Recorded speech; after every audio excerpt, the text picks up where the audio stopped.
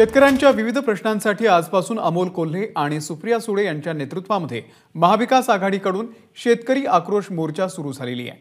अमोल कोल्हे यांनी शिवनेरी किल्ल्यावरती जाऊन शिवरायांना अभिवादन केलं आणि आक्रोश मोर्चाला सुरुवात झालेली आहे। जय शिवराय। उपस्थित सगळेच मान्यवर जगन्नाथ बापू शेवाळे असतील, आमच्या कमलनाने असतील, सुरेश भाऊ असतील, माऊली शेठ असतील, सतीश शेरकर असतील, आमचे आमदार अशोक बापू पवार असतील, चौगुले साहेब असतील, सगळे आपण मान्यवर। खरं तर आपणा सर्वांचं जे महाविकास आघाडीचे पदाधिकारी त्यांचं स्वागत करतो, कारण आपल्या नेत्या खासदार सुप्रियाताई सुळे यांच्या नेतृत्वामध्ये महाविकास आघाडीचा हा शेतकरी आक्रोश मोर्चा हा काढावा लागतोय। ही अपरिहार्यता आहे, कारण संसदेमध्ये मी आणि खासदार सुप्रियाताई सुळे आम्ही मागणी काय करत होतो तर कांद्याच्या निर्यात बंदीवर चर्चा करा, शेतकऱ्यांच्या कर्जमाफीवर चर्चा करा, पण या केंद्र सरकारला शेतकऱ्यांच्या प्रश्नावर चर्चा करायची नाही। शेतकऱ्यांचे प्रश्न मांडले का या केंद्र सरकारला हा गदारोळ वाटतो आणि आमचं निलंबन केलंय। जर हे केंद्र सरकार संसदेत आमचा आवाज दडपण्याचा प्रयत्न करत असेल, दडपशाही करत असेल, तर रस्त्यावर येऊन आपल्या सर्वसामान्य शेतकरी बांधवाचा आवाज या सरकारच्या कानापर्यंत पोहोचवण्यासाठी हा आपला शेतकरी आक्रोश मोर्चा, ज्या प्रमुख मागण्या ज्या सातत्यानं शेतकरी विरोधी धोरण केंद्र सरकार राबवतंय, यामध्ये कांद्याची निर्यात बंदी 4 पैसे मिळायची वेळ आली, लगेच निर्यात बंदी केली।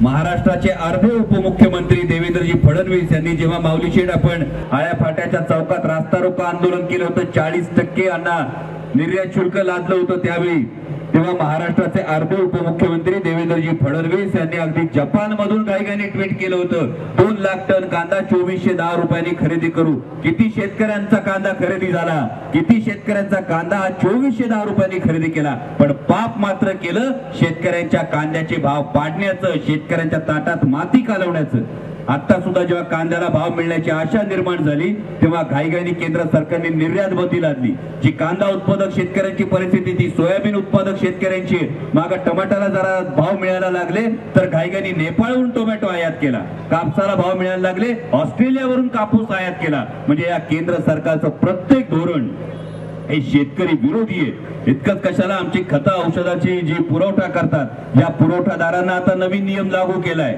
म्हणजे जर अपेक्षित रिझल्ट मिळाला नाही तर त्या खताच्या दुकानदारावर केस लादणार। कंपन्यांना यांना हात लावायचा नाही, कंपन्या शेतकऱ्यांना फसवतात याकडे बघायचं नाही। खतांवर 18% जीएसटी लादण्यात आला, खतांची सबसिडी काही हजार कोटींनी कमी केली। उत्पादन खर्चात वाढ होत असताना शेतकऱ्याला मात्र दिलासा दिला जात नाही।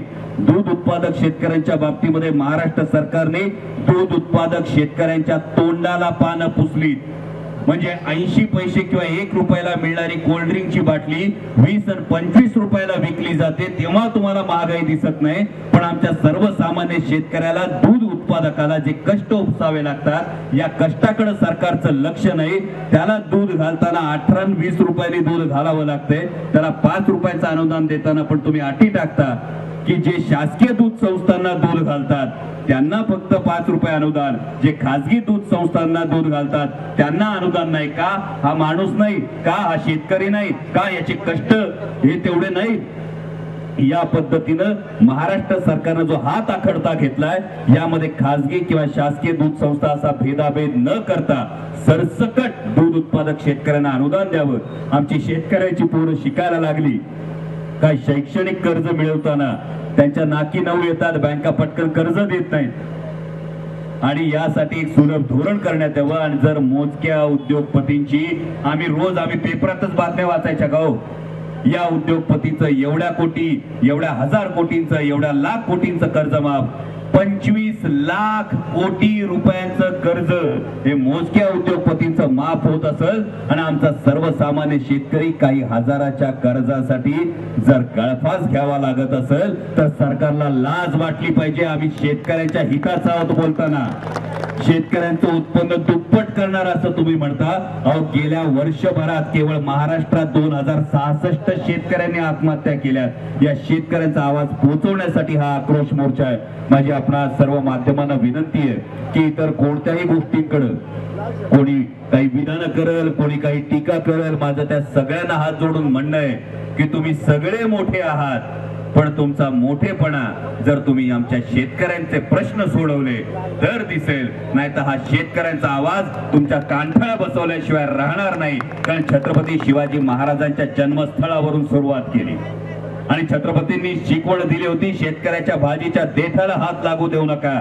त्यामुळे माझं सर्व शेतकरी बांधवांना हेच माग सांगणे, आता रडायचं नाही, लढायचं. आपल्या हक्काचं आता ठणकावून मागून घ्यायचं. धन्यवाद. जय शिवराय. आदरणीय सत्यशील दादा या ठिकाणी पुढचा रूट सांगतायत, कृपा करून थांबावं. सगळ्यांचे या ठिकाणी आलात आभार मानतो. आणि आता जाताना आपल्याला बनकर फाटा, ओतूर, आळे फाटा, 14 नंबर पिंपळवंडी मार्गे आपल्याला नारायणगावला जायचंय. तर आता रडायचं नाही, लढायचं आणि आपल्या हक्काचं मिळवायचंय असं अमोल कोल्हे यांनी या मोर्चाच्या माध्यमामधून म्हटलेलं आहे. हा मोर्चाला आता सुरुवात झालेली आहे. दरम्यान मोर्चाच्या आधी खासदार अमोल कोल्हे यांच्याशी संवाद साधलेला आहे आमचे प्रतिनिधी नाझीम मुल्ला यांनी. अमोल कोल्हे आता आपल्या सोबत आहेत. काय नेमकी मागणी? ताकीद छत्रपती शिवाजी महाराजांची होती आणि त्यामुळे याच मागण्या घेऊन पुढे चाललेलो आहोत की कांदा उत्पादक शेतकरी जो अडचणीत आहे, कांद्याची निर्यात बंदी ही तात्काळ उठवण्यात यावी. कांद्याच्या निर्यात धोरणाला एक निश्चित निर्यात धोरण करण्यात यावं. बिबट प्रवण क्षेत्रामध्ये दिवसा 3 फेज लाईट देण्यात यावी. कारण जर विदर्भामध्ये व्याघ्र प्रकल्पांच्या बाबतीत असा निर्णय घेतला जातो तर बिबट प्रवण क्षेत्रात सुद्धा आमच्या पुणे जिल्ह्यात सुद्धा माणसंच राहतात. तर या बिबट प्रवण क्षेत्रामध्ये दिवसा 3 फेज लाईट देण्यात यावी. तिसरी महत्त्वाची मागणी आहे ती म्हणजे दूध उत्पादक जे शेतकरी आहेत यामध्ये महाराष्ट्र सरकारनं कर्नाटक सरकारच्या धर्तीवर 5 रुपये अनुदान देण्याचा निर्णय घेतला. पण हा निर्णय घेताना मात्र सरकारनं पुन्हा कोतेपणा दाखवलेला आहे मनाचा. कारण फक्त शासकीय दूध संस्थांना जे दूध घालतात याच्यावर दुधावर लिटर मागे 5 रुपयाचं अनुदान आहे. फक्त पुणे जिल्ह्याचा विचार केला तर खाजगी दूध संस्थांना 21 लाख लिटर दूध दिवसाचं संकलन आहे. त्यामुळे महाराष्ट्र सरकार या पद्धतीनं भेदभाव न करता सरसकट हे दुधाचं अनुदान दूध उत्पादक शेतकऱ्यांना देण्यात यावं.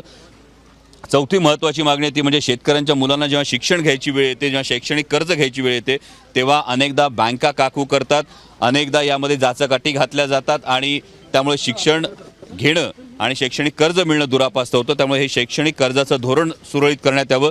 जर मोजक्या उद्योगपतींचं 25 लाख कोटी रुपयांचं कर्ज माफ होतं तर आमच्या सर्वसामान्य शेतकरी जो अवकाळीने नाडला जातो, जो निसर्गाच्या अवकृपेने प्रत्येक वेळी संकटात येतो, त्याची कर्जमाफी का होत नाही, या प्रमुख मागण्या आहेत. पुणे जिल्ह्यात विविध भागात हा मोर्चा जातोय. तसाच हा मोर्चा बारामती विधानसभा मतदारसंघात जातोय, काटेवाडीमध्ये जातोय, जो अजित पवारांचं गाव आहे.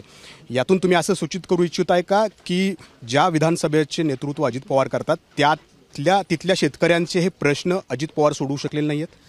हे बघा, मी यामध्ये फार साधी सरळ भूमिका करतोय की नेते मोठेच असतात पण हा कोणताही नेता सर्वसामान्य मतदारांच्या ही मतदार हा लोकशाहीमध्ये राजा आहे आणि हे जे सगळं सर्वसामान्य शेतकरी जे मतदार आहेत यांचे हे प्रश्न आहेत. हे प्रश्न मांडावे तर लागणार, हे प्रश्न सांगावे तर लागणार आहेत.